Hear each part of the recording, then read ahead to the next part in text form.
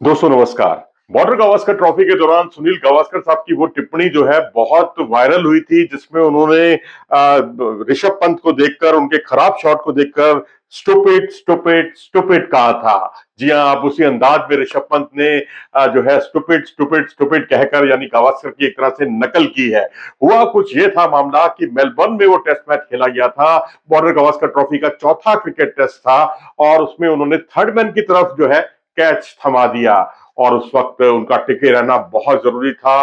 और अब तो खैर वो लखनऊ सुपर जायंट्स के कप्तान बन गए हैं ऋषभ पंत, लेकिन गावस्कर का जो स्टूपिड स्टूपिड स्टूपिड जो वाक्य था वो बहुत ज्यादा वायरल हुआ था सोशल मीडिया पर।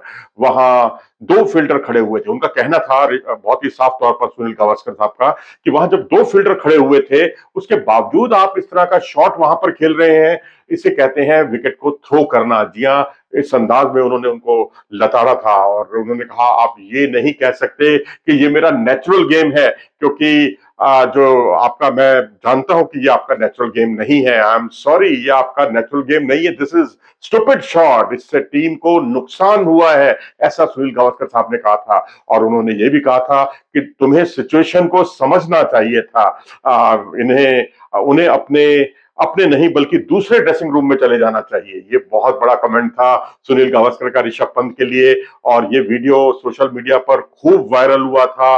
और आखिर उन्होंने क्लियर किया कि ये ऋषभ पंत ने भी क्लियर किया है कि ये एक शूट की तैयारी है, क्योंकि इसी पर कोई शूट किया जा रहा है, फिल्म का है या टीवी का है या जो उनके प्रसारणकर्ता है उनका है, इस बारे में कुछ भी क्लियर नहीं किया गया है।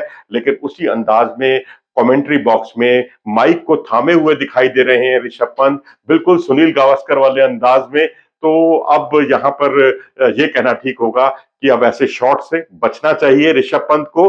और अब अगर आप नकल उतार रहे हैं उनकी, तो ये भी कई तरह के सवाल खड़े करते हैं। एक तो आपने गलती की, टीम को मुश्किलों में डाला, और उसके बाद आप गलती करने चले हैं, उन्हीं को रिपीट कर रहे हैं, सुनील गावस्कर जैसे लीजेंड की नकल उतारने चले हैं। तो ये बात कुछ हजम नहीं होती। अपनी राय दें इस बारे में कमेंट सेक्शन में जाकर। नमस्कार।